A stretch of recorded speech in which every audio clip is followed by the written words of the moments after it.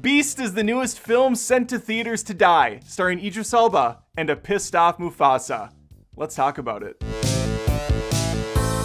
For the 5 of you planning to see this in theaters, I will say this is going to be a spoiler-free review. I can only ask that you subscribe to the channel Adam Does Movies, as I post tons of movie reviews, content, sometimes I'll sprinkle in some TV material here and there, each and every week. The star of the film is obviously Idris Elba, who can make even filing paperwork look interesting. Sharlto Copley's in this too. Haven't seen him in a hot minute. Nice to have him show up here. I wish he had more screen time, because as it stands, most of the film is Idris and his 2 girls. And I have to say, the girls, they're trying. They're cute little things, but it's a struggle.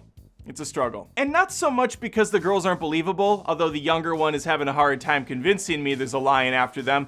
But it's more so that they're obnoxious. The writing that they have to work with, oh my god, some of the decisions in the script are perplexing. The movie clearly takes some inspiration from Jurassic Park. At one point, the daughter even is rocking a Jurassic Park tee. They have scenes where the girls are left alone and the lion's skulking in the background, and you're thinking, okay, this is the kitchen scene from Jade Park 1. You know, but done much worse. The script is so hell-bent on having you frustrated with these kids to the point where you hate them, and I'm just thinking, Idris, dump the kids off the side, let the lion kill them, and just get on with your life.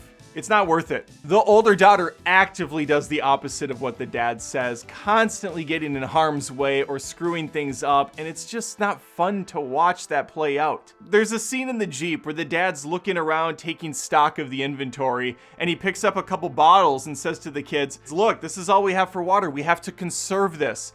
The girls instantly start bitching him out, like, this isn't fair, Dad. That's all the water we have? That's not enough water, you idiot. What are you thinking here? Like he can just run to Target quick.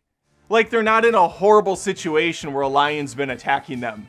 It's just so tone deaf in the moment. I'm like, these kids are garbage. Throw the bottle of water at one of them. So outside of the frustrating cast, obviously we have the lion to deal with. And I will say the CG lion, the beast, very well done. I'm sure the budget wasn't too insane for this movie. It's clear they put some dollars into the lions though.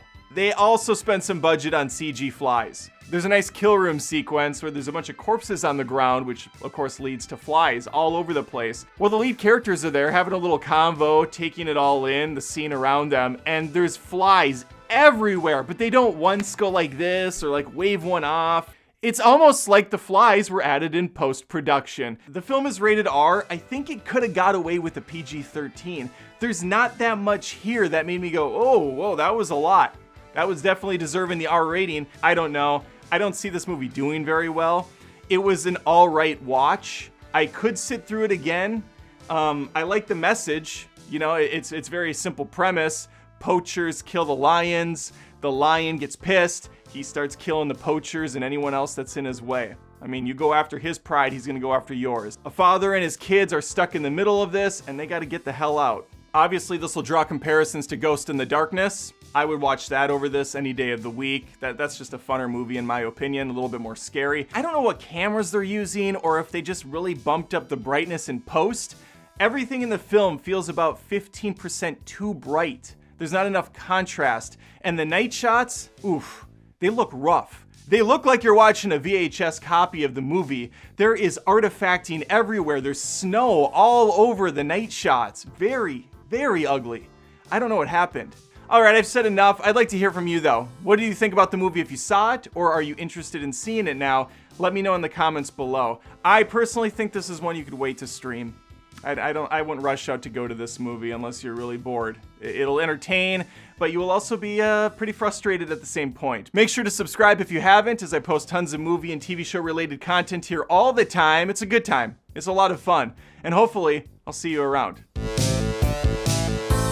Since you made it here to the end of the video, you're probably a subscriber looking for ways to help out the channel. One easy way and free is to join me on TikTok. I'm trying to make a presence over there as well. Just cutting up these videos into shorter segments, giving people a little taste of the flavor they can find from me. That sounded sexual. It wasn't supposed to. Anyway, check me out there.